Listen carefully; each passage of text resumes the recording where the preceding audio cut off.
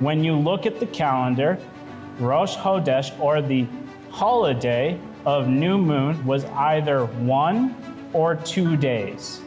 When it was 2 days was whenever it happened on the 30th and the first month.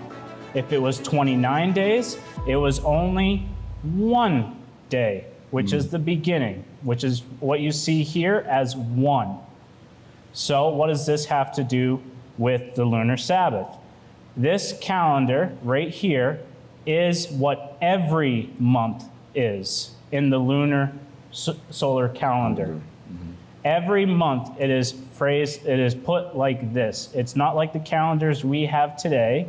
It is this calendar every single month.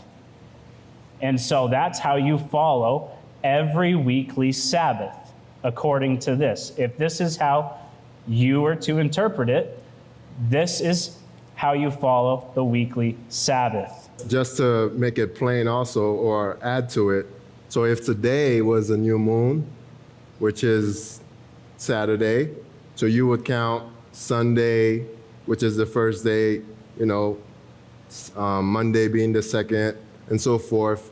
And then when you get to the seventh day, that's the new Sabbath now.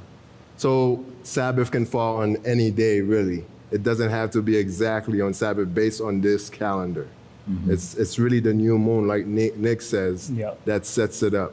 It doesn't follow a 7-day weekly cycle. It follows when the new moon happens, then you count 7 days.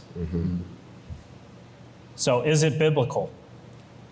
Is it biblical? Ezekiel chapter 46, we're going to read that.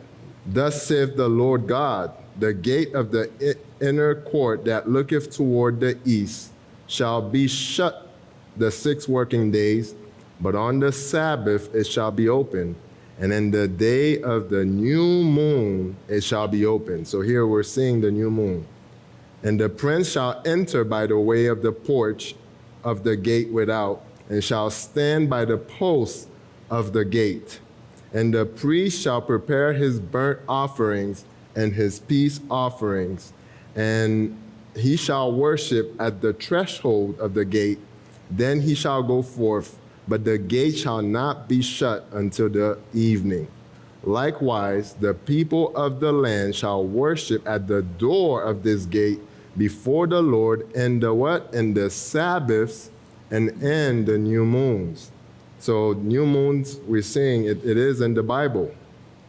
Isaiah 66 also we'll read, verses 22 to 24. For as the new heavens and the new earth, which I will make, shall remain before me, saith the Lord, so shall your seed and your name remain. And it shall come to pass that from one new moon to another, and from one Sabbath to another, shall all flesh come to worship before me, saith the Lord. So 2 verses where you're seeing the Sabbath and the new moon put together. And they shall go forth and look upon the carcasses of the men that have transgressed against me, for their worms shall not die, neither shall their fire be quenched, and they shall be an abhorring unto all flesh. So based on these verses, we can say that the new moon is biblical. Yeah, it is a biblical principle. Yes.